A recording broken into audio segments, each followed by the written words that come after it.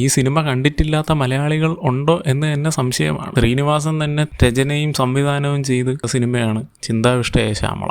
വിജയൻ എന്ന ശ്രീനിവാസനെ അവതരിപ്പിച്ച ക്യാരക്ടറിന്റെ തിരിച്ചറിവും സംഗീത അവതരിപ്പിച്ച ശ്യാമള എന്ന ക്യാരക്ടറിന്റെ ജീവിതവും ഇന്നും റിലവൻ്റ് ആയിട്ട് നിൽക്കുന്ന ഒരു സിനിമ.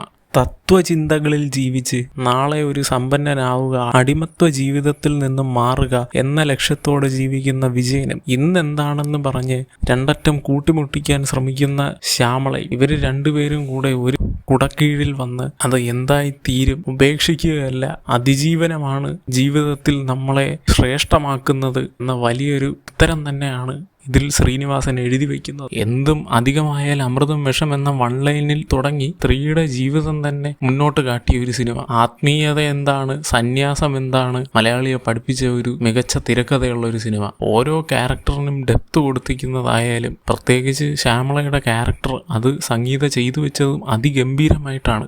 ഇതിനെപ്പറ്റി കൂടുതൽ ഞാൻ പറയാൻ ആളല്ല, കാരണം ഇന്ന് കണ്ടാലും നമുക്ക് ഒട്ടും മടുപ്പും ഭയങ്കരമായി ഇതിൽ നിന്നും കൂടുതൽ പഠിക്കാനും ഉള്ള ഒരു സിനിമയാണ്. ഇതിലെ അവസാനം വിജയൻ സ്കൂൾ മാഷായിട്ടിരുന്നിട്ട് പറയുന്ന ഒരു ഡയലോഗുണ്ട്. ആ ഡയലോഗിലാണ് ഈ സിനിമയുടെ കഥ മൊത്തം ഇരിക്കുന്നത്. അതാണ് ജീവിതത്തിൻ്റെ സത്ത് എന്ന് പറയുന്നത്. ശ്രീനിവാസന്റെ എഴുത്തുകളെപ്പറ്റി ഞാൻ പിന്നെ പറയേണ്ട കാര്യമില്ല. പലവർക്കുമുള്ള ചാട്ടവാറടിയും സ്ലാപ്സ്റ്റിക് രീതിയിലുള്ള പുള്ളിയുടെ എഴുത്തും തന്നെയാണ് ഇതിനെ മികച്ചതാക്കുന്നത്.